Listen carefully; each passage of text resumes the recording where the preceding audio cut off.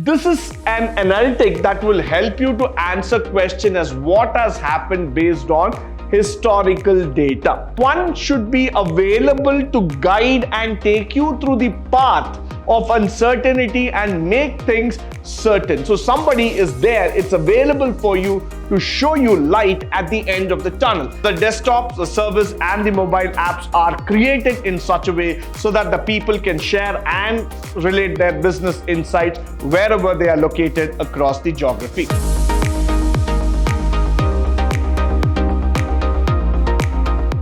Good morning and welcome to the first session, Chapter 7, Unit 1, 3rd semester BCom, Artificial Intelligence, where we are going to speak about data analytics sprint. Now, data analytics is such a wonderful subject. It's the science of analyzing raw data to make conclusion about that information. So probably everybody in this world wants more information, more specific information about every single thing that we look around. These days, when we talk about an Instagram reel and some messages are going to come out, people are not just going to believe your reels unless and until it's supported by fact, it's supported by the data. So data analytics forms the center of the information facts today. So this is definitely going to be a subject of great interest for all of us. Followed by data analysis is the process of identifying, cleaning, transforming and modeling data to discover meaningful and useful information. So when you go through the line itself, you will be able to understand, I'm not just going to pick up data just like that. I'm going to identify it. I'm going to clean the data, which means I'm going to remove the unwanted things. I'm going to transform it, model the data so that I get a meaningful information. Now, when you look into this entire analyzing, there are certain core components for us to understand. One being the descriptive, the second being the diagnostic, third being predictive, prescriptive, cognitive. Just look at those 5 factors. Very, very interesting factors as we are speaking about today. So we start with the descriptive factor, we go with the diagnostic, we go with the predictive, prescriptive, and the cognitive factor. Now, as we go about, let's start with the descriptive here. This is an analytic that will help you to answer question as what has happened based on historical data. So descriptive is more about analyzing, going back into the time factor, trying to understand what has happened till now. How it has happened, what are all the reasons behind it. So whenever people talk about history, the most interesting factor about history is that going back and asking this question to yourself, how did it actually happen? Who made it happen? What was the reason behind it? And that is the descriptive analysis. So it contains certain techniques that summarizes large sets to describe the outcome. So probably if I'm going to talk about what exactly happened in the year 2022 or 21 regarding certain factors about management, about economics, or about any other subject, I'm going to use this descriptive analysis, which is going to give out a complete analysis to the people, making them understand the chronology of events and what are the outcomes.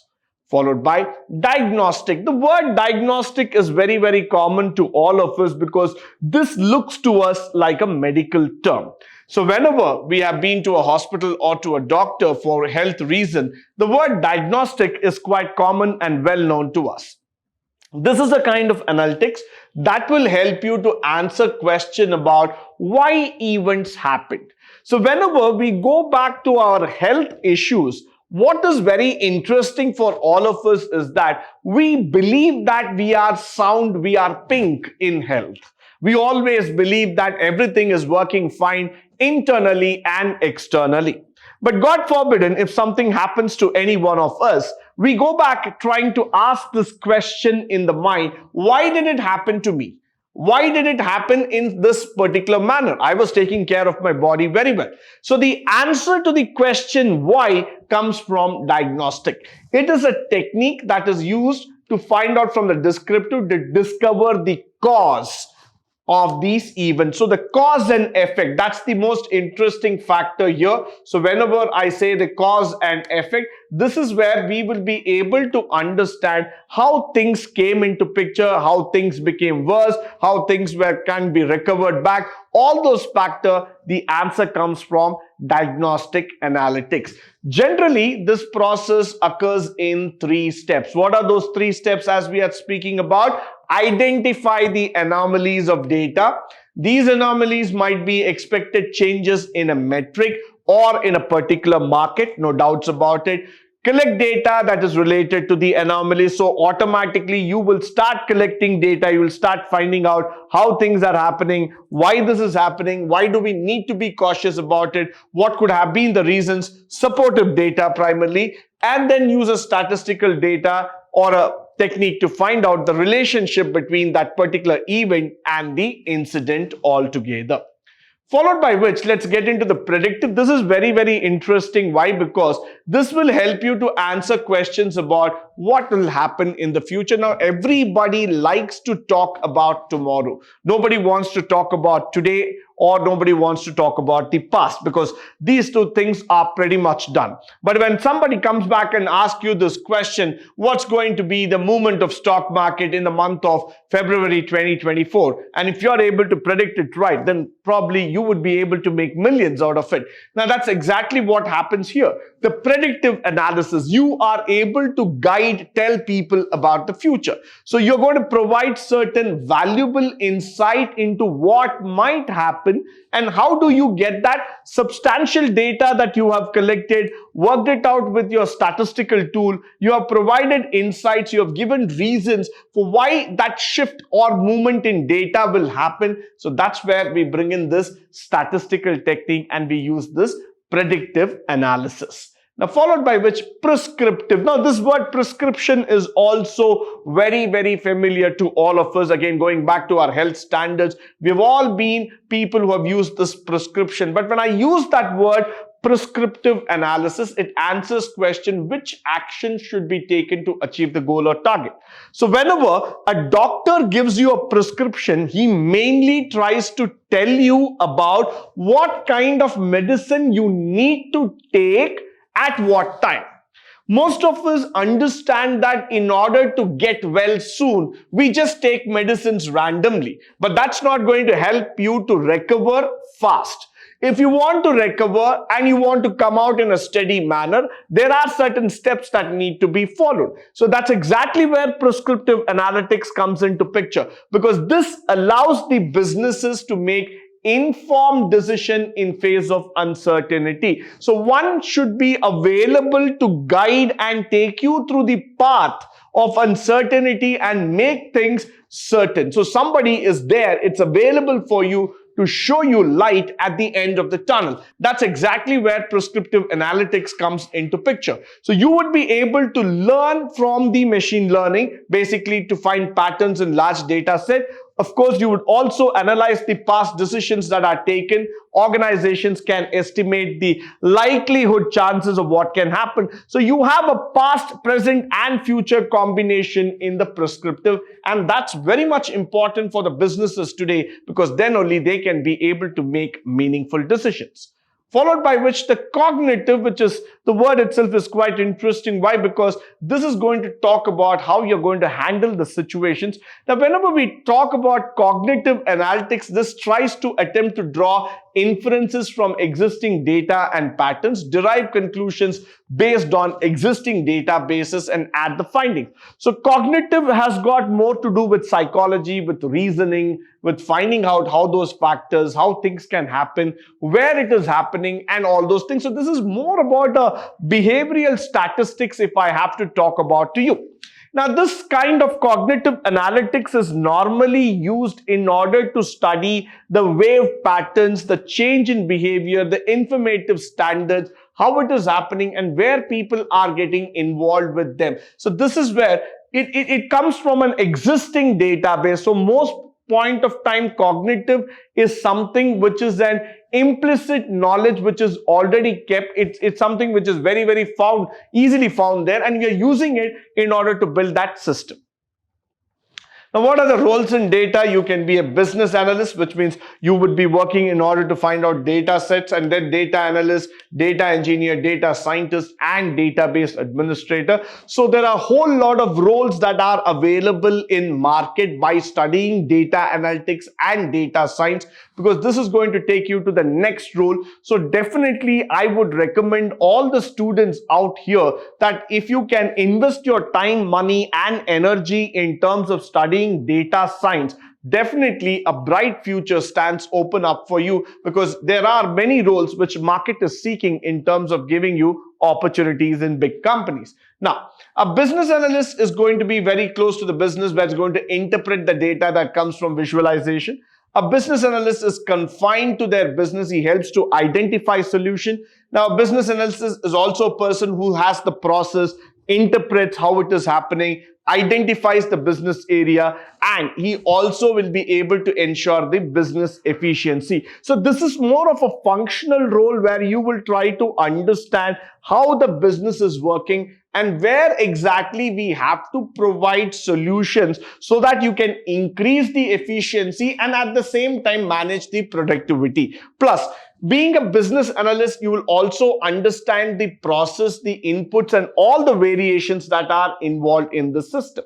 Now, let's go in for a data analyst. A data analyst is a very particular thing. Why? Because he collects, cleans, and interprets the data, builds an effective data model, and he's a person who's responsible for the Power BI assets. That's a build analysis, the Power Builder altogether. Is a very, very skilled professional, because he is going to talk about certain particular sets, and a data analysis will also work with the relevant stakeholders to identify an appropriate necessary data that's required. So this becomes certain specific role, where we are going to talk about what is exactly needed in terms of the data building exercise altogether.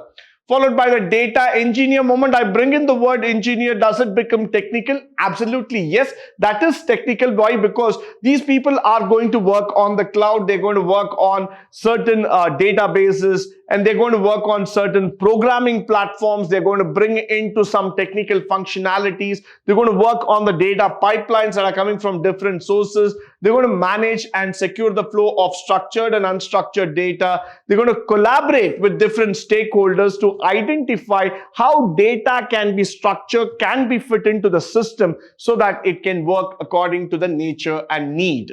Now, followed by a scientist. Now, this is a big name that anybody would like to go on with, because we all know that scientist is something who's involved with innovation, is a kind of a very, very serious personality who's always involved in the lab. Now, let's try to understand, yeah, the data scientists are also people who work on issues representing, they work on to give new solutions. They use a lot of statistical method, data visualization is also there. And the most important thing is they are focused on developing new tools and methods to extract information. So this is more of an innovative role, where you have to spend time in terms of analyzing how things are happening in terms of the business.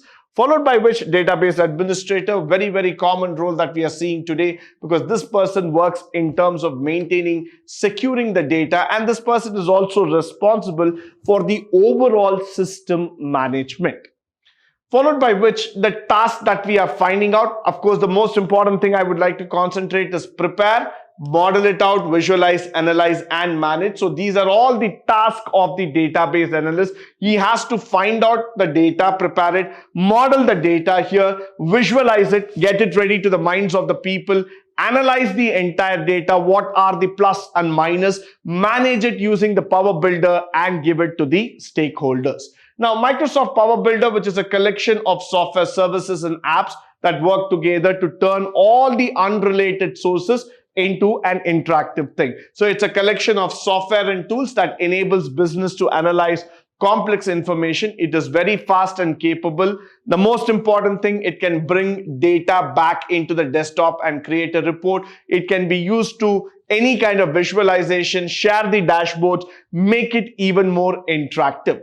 Now, this is the flow of the database. So you have the database here. It can get transferred here. You will be able to see what are all the key influences. Where is the service module? What are all the key stakeholders? Where is the market moving? All the data can be shared. And this also has a mobile app so that you can have the data on go.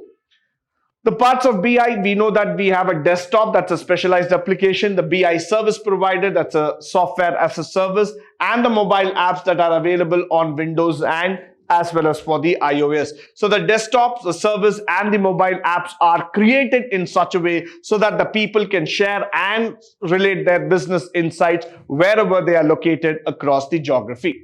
Now, building up blocks are the visualization, the data sets, reports, dashboards, and tiles. All these things are mandatory. Why? Because they help in terms of building up the entire Power Builder exercise. Now, when you look into visualization, it's nothing but the charts. So you will be able to see using the chart how good we are able to see the entire data in one screenshot, followed by the data set. So you will be able to see the data sets, a collection of data combination which includes day, date, month, birth, year, everything put together in one common factor. The reports, which is very, very important because that's going to be the important asset that's going to be recorded, kept in the system. So whenever you want, you can take the report and analyze it.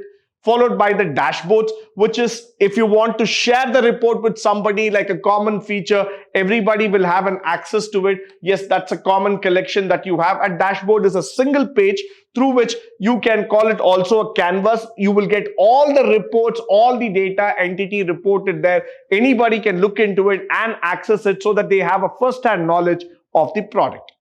Followed by the tiles. Tiles are something which you would see that you can see the category here, market share, volume, each one of them, like how you touch on your mobile phone. There are tiles located which will give you the information as and when on the go. With this, I come to the end of the artificial intelligence units and these sessions all about. I hope and believe that all the important data and the facts that you have spoken about will help you both in practical as well as in the theoretical part of the examination. In all these sessions, I would have given you input about what is data, how is AI being used, and what are the different features. So I believe that all of you will make a good use of it, study it thoroughly, and make the best use in your upcoming examination. So all the best to my students who are appearing for the artificial intelligence examination. Make the best use of this data and the presentation so that you can score well in the exam. Thank you once again for joining me on this wonderful session.